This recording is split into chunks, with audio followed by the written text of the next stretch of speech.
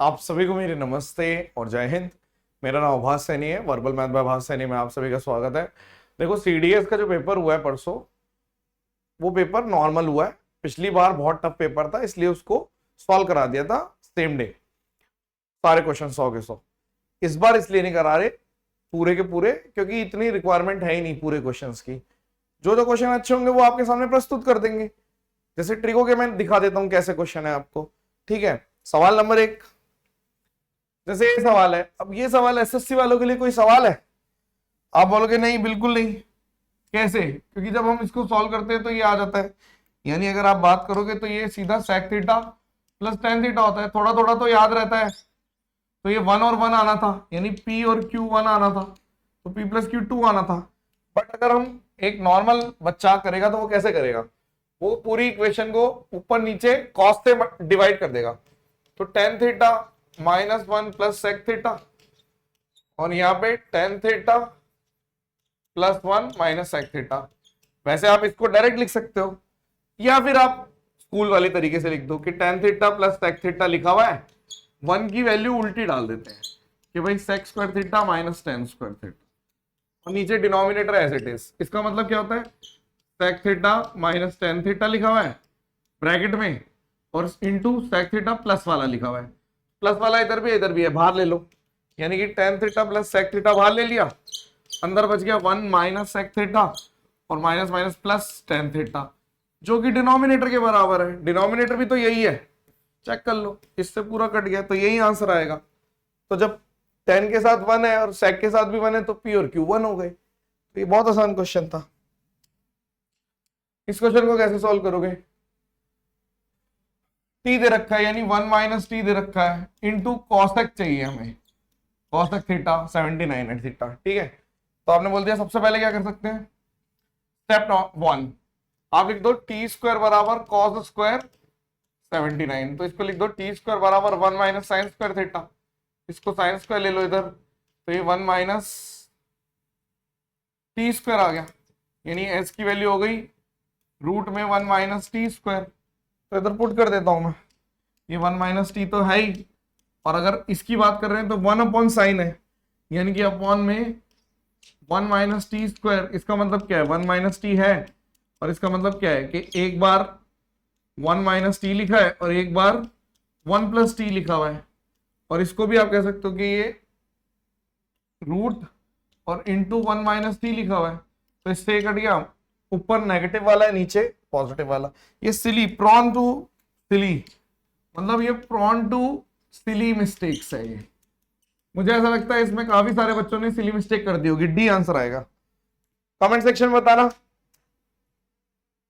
जिसने सॉल्व किया है, देख के नहीं, जिसने सॉल्व किया है। कुछ नहीं किया मैंने, टी स्क्वायर कॉस की वैल्यू कॉस स्क्वायर की जगह ये लिख दिया, साइन निकाल दिया, और कॉसेक मतलब 1 अपॉन साइन होता है, पुट कर दिया, सॉल्व कर दिया। सवाल नंबर 3,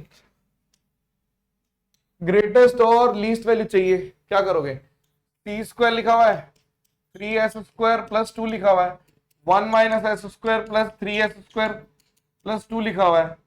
तो इधर आप बोल दोगे 3 प्लस 2s स्क्वायर लिखा हुआ है।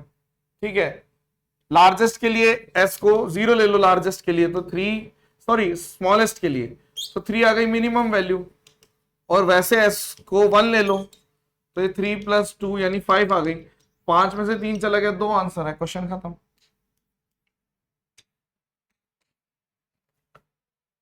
इसकी भी मिनिमम वैल्यू चाहिए। आपने बोल दिया साइन इसके नीचे भी है, तो साइन, देखो साइन इसके नीचे भी है, इसके नीचे भी है, इसके भी नीचे है, तो मैं इसको ऐसे लिख सकता हूं सेम चीज को कि sine square upon S 5s upon S 1 upon S. तो आप तुरंत बोल दोगे s प्लस 1 बाय एस, यानी s plus 1 by S plus 5, ये निकालना है। इसकी मिनिमम वैल्यू कितनी होती है? 2। जब भी इस फॉर्मेट में वैल्यू होगी तो मिनिमम वैल्यू 2, तो 7 आंसर आ गया। सवाल है कोई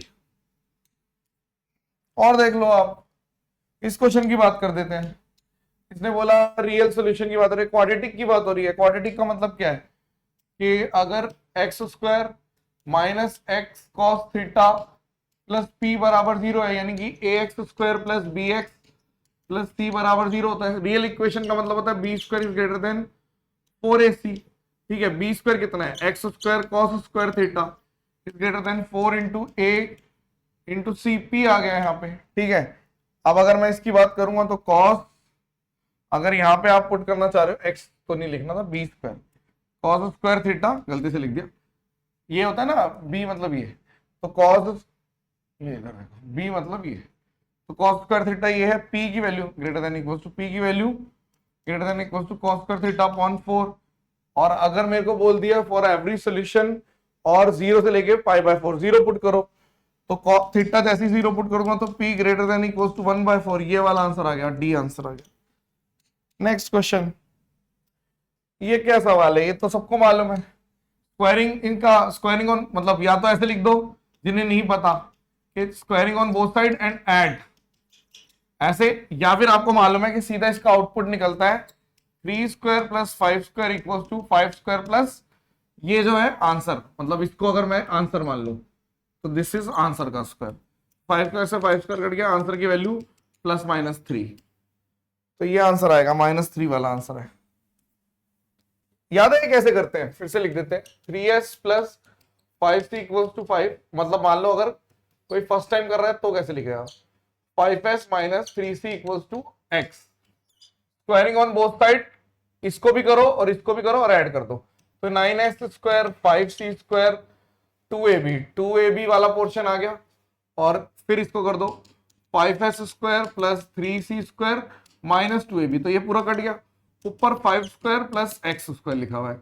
अब ये 9 और इधर से आपने बोल दिया एस स्क्वायर बाहर ले लेते हैं, ठीक है ना, एस स्क्वायर इधर से और इधर से 5 का स्क्वायर 25 लिखना है, 25 और 25, ठीक है। तो अब हम ऐसे भी कह सकते हैं कि 25 बाहर ले लो या 9 बाहर ले लो, तो एक तो 9 आ गया, एक 25 आ गया, 25 से 25 कट गया, एक्स स्क्वायर की वैल्यू 9 यानी एक्स की वैल्यू +-3। वैसे तो मैं बेकार में करा रहा हूं, पता है सबको, ठीक है। तो दैट्स इट, ये ट्रिको के क्वेश्चन थे। अब रेगुलर दे दूंगा, और भी मेंसुरेशन के क्वेश्चन अच्छे बता रहे हैं वो करा देंगे, ज्योमेट्री क्वेश्चन अच्छे बता रहे हैं वो करा देंगे, सारे करा देंगे, टेंशन लेने की जरूरत नहीं है। चलिए, thank you so much, session dismiss, bye bye.